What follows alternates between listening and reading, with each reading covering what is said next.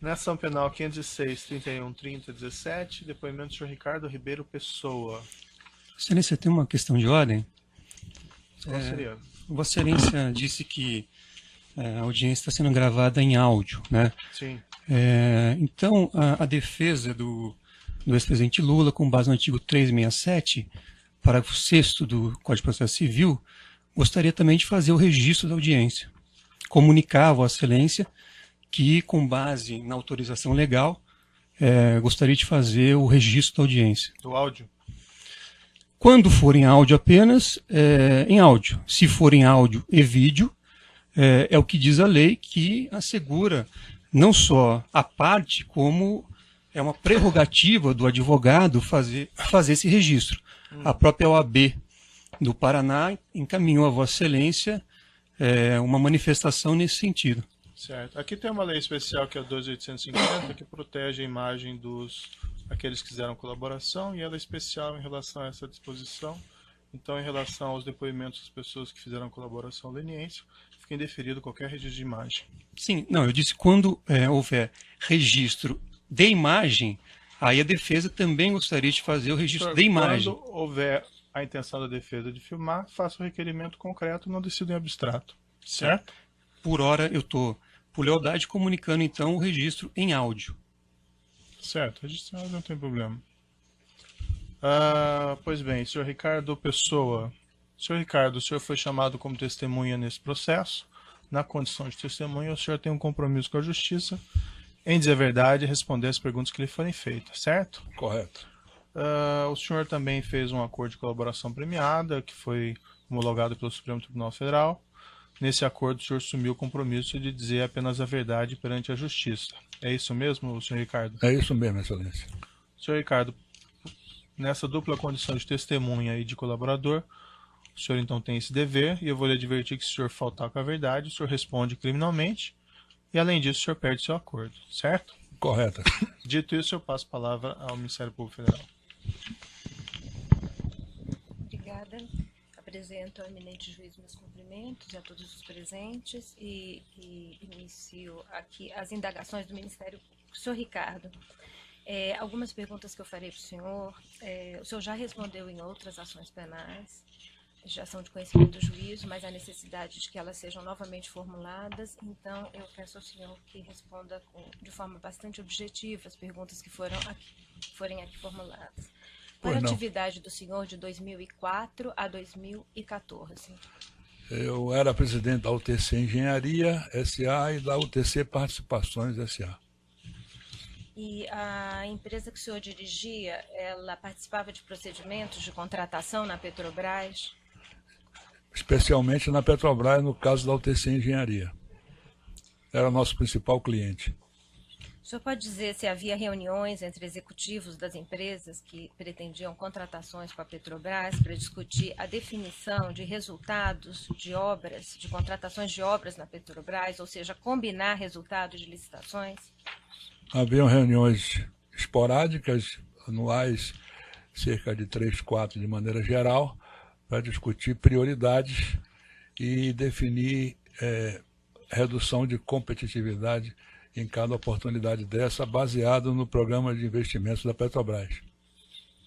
O estabelecimento de prioridades consistia em uma divisão de obras, é isso que o senhor está Sim, senhora, exatamente.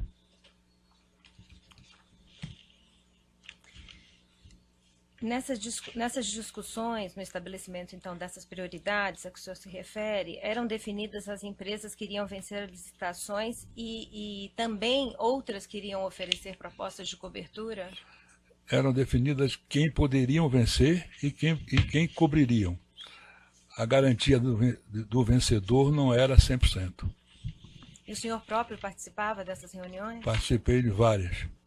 E quem mais da sua empresa participava dessas reuniões? Especialmente eu e um colega meu no final, chamado Antônio Carlos Miranda. E durante quanto tempo ocorreram essas reuniões? Essas reuniões ocorreram de 2006 a 2013, 2012. E o senhor estava presente em todo esse período? Estava presente nas reuniões que existiram, que eu participei. Que é capaz de ter havido muitas reuniões que eu não tenha participado. Tá? E qual era a periodicidade dessas reuniões? Eu preciso explicar um pouco qual era a sistemática que se usava. Baseado no programa de investimentos que todo ano a Petrobras lançava, programa de investimento de 4 anos, naquele programa já se definiu quais eram os investimentos na área de refino, como também na área de exploração e produção. Na área de refino, o volume de negócios era tão grande, tanto nas questões de ampliação da carteira de refino de gasolina, quanto da parte de meio ambiente, que eram necessárias obrigatoriamente se fazerem hidrotratamento de instáveis, plantas muito grandes, e as oportunidades eram tantas que suscitavam as empresas se reunirem para definir quem queria o quê. Essa é a realidade. E nós definimos as prioridades e, depois de definidas as prioridades e quem estava interessado, alguns grupos ou subgrupos se formavam para identificar o que é que eles queriam cada um desses. Inicialmente, dentro do próprio grupo maior, que variava entre 9, 10, 12, 15, o pessoal fala muito do número de 16, mas não era fixo, se definia também aí as empresas que poderiam cobrir ou dar preços maiores do que quem estava sendo privilegiado naquela oportunidade ou naquela unidade que fosse ser licitada.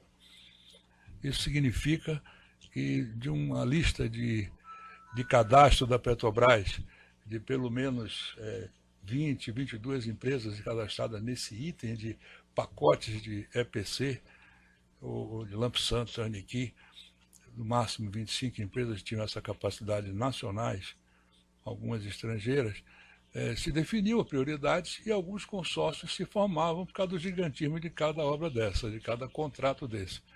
E era muito difícil se conseguir propostas que não fossem vencedoras. Então nós chegávamos a pedir que se fizesse propostas para poder levar adiante a concorrência. E quais eram essas empresas que integravam esse grupo? Todas que eu já declarei na minha colaboração. A senhora quer que eu repita todas? Sim. Que eu conheço? Sim, as que participavam dessas reuniões, com essa periodicidade que o senhor indicou e com a sua presença. A periodicidade maior era 3, 4 grandes reuniões por ano. Algumas delas ocorreram lá na própria nossa empresa, na UTC. O senhor poderia declinar algumas apenas? Eu posso lhe dizer a Odebrecht, a Andrade, a Camargo, a Queiroz, a OAS, a Tequinte, a EB, a GDK, ao próprio UTC, a CETAL, a Engevix, a Promon, a Skanska. Então, não sei quantas eu listei aí. O senhor referiu-se à Odebrecht, participava então, portanto, dessas Sim, reuniões senhora. também. E quem representava os interesses da Odebrecht nessas reuniões? Nos contatos comigo, o senhor Márcio Faria. Alguém mais da empresa? Nas reuniões, só Márcio. Durante todo esse período? Sim, senhora.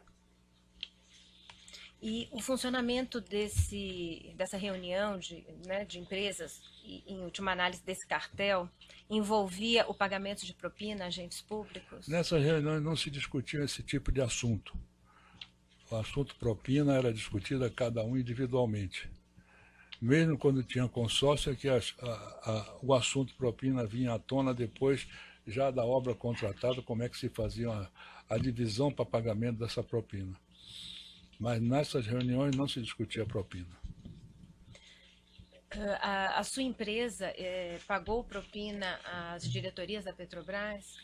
Pagamos propina tanto à diretoria de serviços quanto à diretoria de abastecimento.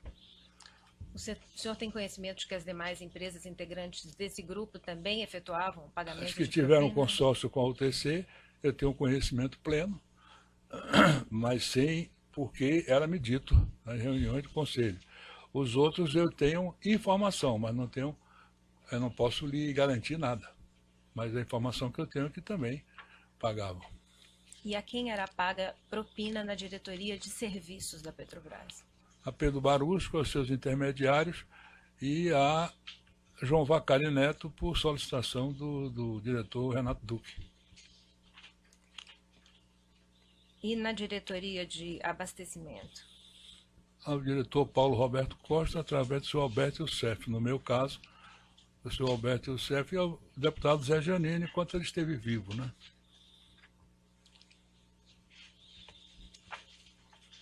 E por que era efetuado esse pagamento de propina? O que o senhor e esse grupo de empresas ganhava com essa prática? Eu diria para a senhora o seguinte: se pagava a propina porque nós éramos instados a colaborar. A colaborar tanto para o Partido Progressista, através do diretor Paulo Roberto, através do Zé Janene. Isso depois ficou a cargo do Alberto Youssef, e a diretoria de serviços, que ficava uma parte dentro da casa, como eles chamavam, dentro da própria companhia, com o Barusco, eventualmente pode ser o diretor Duque, e também uma parte para o João Vacari, que era para o Partido dos Trabalhadores. Por que se pagava isso? Porque nós éramos cobrados. E era o senhor que fazia ou encaminhava esse pagamento de propina aos partidos políticos? Eu encaminhava através dessas pessoas que eu falei. Eu tinha contato com o João Vacari, como tinha contato com o deputado Janene, e depois Alberto Youssef, que tomou a iniciativa de querer substituir durante um período, coisa que ele não conseguiu. Então, era com o João Vacari que o senhor tratava? Sim, senhora.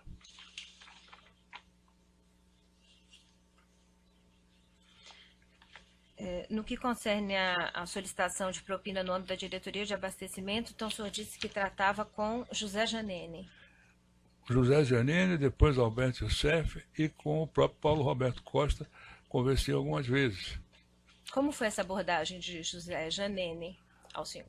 A abordagem de José Janene foi direta e incisiva, de que nós teríamos que contribuir com 1 a 2% de cada contrato que fosse assinado no âmbito do abastecimento. E quando começou essa... Começou em 2005, 2006. O senhor se lembra das circunstâncias? A circunstância, eu fui chamado pelo deputado Zé Janine, do qual já conhecia do passado. Eu o conheci na Câmara na década de 90, e ele me chamou na casa dele, no apartamento dele em São Paulo, dizendo que a diretoria de abastecimento, a partir de determinada data, ia ser do Partido Progressista, do PP, que de agora em diante nós teríamos que contribuir com um percentual de cada contrato, que ele imaginava 2%, que depois foi negociado para em torno de 1%. Isso apenas no que concerne à diretoria de abastecimento? Sim, senhora. E quando se iniciavam os pagamentos? Nós tínhamos sempre a discussão de fazer esse pagamento de maneira fixa e parcelada no período entre o terceiro mês de cada contrato até o penúltimo mês de cada contrato, que permitisse pegar toda a parte do total do percentual estimado, transformar em parcelas fixas e mensais, para não ter vinculação com cada recebimento, nem tem sentido ficar discutindo dessa forma. Então, nós parcelávamos de maneira igual. Uma obra de 24 meses, nós pagávamos em 18 meses. Se tivesse aditivo, pagava em mais 5, 6, aditivo de prazo, no caso, né?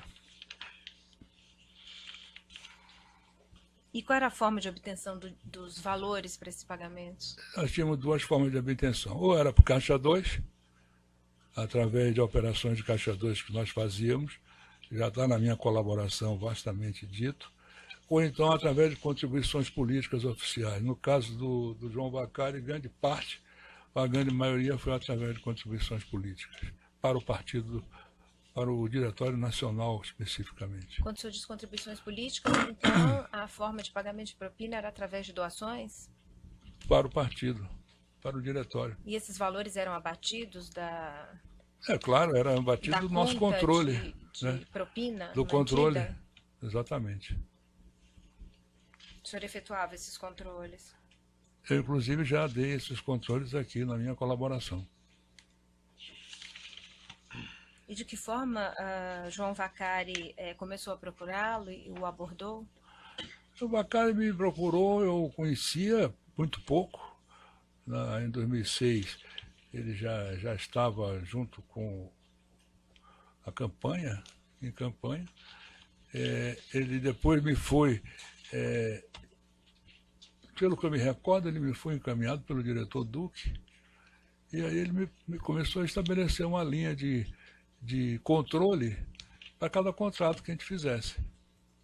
O senhor efetuava pagamento diretamente ao diretor Duque? Não, nunca dei para o diretor Duque, eu nunca dei um valor em espécie. Eu dava para o Barusco, que representava ele.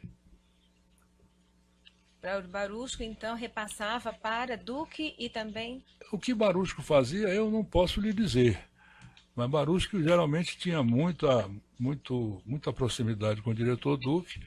Eu me reunia muito com Barusco na casa do Mário Góes, e lá era onde eu entregava todos os recursos de Caixa 2. A parte que cabia a ele ao que ele chamava de casa, né? Ao Vacari, eu me reunia sistematicamente com o Vacari, lá no meu escritório na UTC em São Paulo, onde a gente fazia um controle, praticamente uma planilha de controle obra a obra. Na época de campanha, as coisas se dividiam porque tinham algumas contribuições para a campanha que não eram vinculadas a obras, eram meramente contribuições de campanha. Mas a grande maioria era descontada dessa planilha. Eu queria fazer indagações com relação a contratações específicas. O senhor se recorda de a UTC ter participado de consórcio com a Odebrecht em obra da Petrobras, em que tenha havido pagamento de propina? Sim, senhora. Em que obra? Nós tivemos muitos consórcios com a Odebrecht. Nós tivemos um consórcio na Revap, na planta de meio ambiente da Revap, um propeno na Revap também. Nós tivemos o consórcio do Compeg, da Central de Utilidades. Nós tivemos o consórcio, geralmente com uma terceira, né? No caso da Revap, refinaria de São José dos Campos, foi com a Promon, o segundo consórcio. O primeiro fomos nós e a Odebrecht só, que é o propeno. No Compeg, nós tivemos um consórcio na Central de Utilidades, que era Toyo Engineering, do Japão, Odebrecht e nós, que foi um consórcio oriundo de uma eventual futura concessão que não houve. Esse foi o maior consórcio que nós fizemos. Tivemos um consórcio também na Compar, a planta de gasolina aqui da refinaria de Araucária. É uma obra também muito grande. Nós, a Odebrecht, a UTC e a OAS, tivemos um consórcio utilizando a base da Petrobras no Paraguaçu, no Rio Paraguaçu, o consórcio desde a PRA1, isso aí tem muitos anos, depois a P5960, também foi um consórcio feito também nessa base, e lá de P59 são duas plataformas elevatórias, junto com a Queiroz Galvão também. Pelo que eu me recordo de consórcios com a Odebrecht, além desses, tem o consórcio construtor para construir o estaleiro Enseada do Paraguaçu, atual Enseada de Indústria Naval, que tem, além do consórcio construtor, tem a sociedade do Enseada para se construir as sondas, 6 sondas de perfuração, no qual, no momento, nós estamos nos retirando dessa sociedade. No que concerne ao consórcio Compar, que o senhor fez referência, Sim, em associação Odebrecht, OAS e a sua empresa, então houve pagamento de propina? Sim, senhora, houve. Como foi que se deu o pagamento? Quem recebeu? Como foi pago? Ali, nós e a Odebrecht, eu não me recordo o que ficou a cargo da OAS, mas nós e a Odebrecht, me parece, discutimos o seguinte, isso está na minha colaboração. Eu paguei ao Paulo Roberto Costa e a Odebrecht pagou a diretoria de serviços. Paguei ao Alberto Youssef. E nesse tratamento relativo ao pagamento de propina, a pessoa de contato do senhor era Márcio Faria? Sim, senhora. E com relação à citada também para o senhor, construção das plataformas P59 e P60, em associação da UTC com Odebrecht e Queiroz Galvão, reunidas no consórcio Paraguaçu. Sim. esse consórcio venceu a licitação e eu indago ao senhor também, houve pagamento de propina? Não houve nenhum entendimento entre as empresas. O único entendimento que teve foi a formação desse consórcio. Não houve entendimento de reuniões, não se combinou nada, mas houve como, havendo entendimento entre as empresas ou não havendo, o pagamento da propina era feito. Nesse caso não houve entendimento em reuniões porque era uma obra offshore? A obra offshore nunca tinha entendimento, porque sempre existiam empresas estrangeiras que participavam. Eu não conheço nenhuma obra, não participei de nenhum entendimento em contratos de plataforma. Mas as propinas eram pagas de qualquer forma. E como foi que se deu o pagamento da propina nesse caso? Eu me recordo que eu paguei uma parte dessa propina para o Barusco. Porque nesse caso não existia área de abastecimento, só existia área de serviços. Me parece que nesse caso aí, em vez de 1%, passou a ser 2%, mas de uma maneira global. Eu não me recordo agora, a senhora me desculpe, mas está... Em termos de colaboração complementar, é o anexo 210 do evento 1 desta ação penal. O senhor disse que o pedido foi direcionado ao Odebrecht no importe de 0,5% a 1% em cima do valor da obra, que o senhor ficou sabendo desse pedido por Rogério Araújo e Márcio Faria. É isso. Mas eu fiz o pagamento. O senhor reitera essa sua afirmação? Estou achando 0,5% aí meio errado, mas devia ser 1% no mínimo. Geralmente foi, quando a obra era só diretoria de serviços. Que era o caso dessa obra, apenas diretoria de serviços. Exatamente, sim, senhora. Então o senhor está afirmando que o percentual pago foi da ordem de 1%? Geralmente era esse o valor. Depois se combinava um valor fixo, como eu disse anteriormente, e não era mais 1%, era algo próximo disso. E agora, já encaminhando para o final, o senhor sabe dizer se houve acerto do cartel e pagamento de propina nas obras do Reneste e do Comperge? Do Reneste houve acerto, não de pagamento de propina, mas houve acerto de quem ia fazer o quê nos grandes pacotes.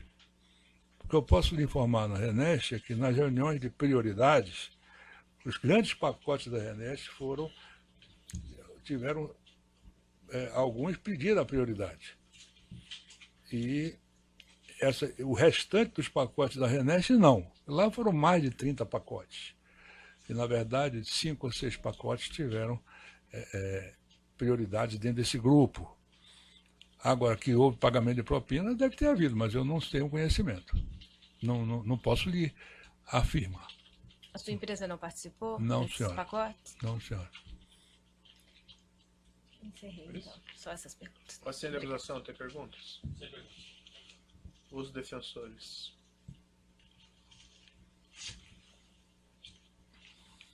Sem perguntas? Esclarecimentos do juízo. Essas contribuições políticas que o senhor mencionou, é um repasse de valores aos partidos políticos que apoiavam os diretores, isso? Exatamente, excelência. E o senhor mencionou que suas tratativas se davam com o senhor João Vacari. Sempre. Certo. O senhor chegou a tratar desses assuntos com o senhor Antônio Palocci? Nunca, senhor. O senhor chegou a tratar desses assuntos com o ex-presidente Luiz Inácio? Não, senhor. Esses valores que foram repassados à parte política através do senhor João Vacari, o senhor mencionou que é para a direção nacional do partido? Na grande maioria para o Diretório Nacional. O Diretório Nacional. No sede de São Paulo. E o senhor sabe a destinação disso dentro do Diretório Nacional? Se é para campanha, se é para onde? O que é me dito era que era sempre para reforçar o caixa do partido e para campanhas. Mas a grande maioria das contribuições eram feitas fora da campanha, períodos que não tinham campanha. O senhor também repassou valores a esse título de acertos de propina em contratos da Petrobras para campanhas presenciais? Não, senhor. Esclarecimentos do juízo. Então, eu declaro encerrado o depoimento do senhor Ricardo Ribeiro Pessoa. Pode interromper a gravação.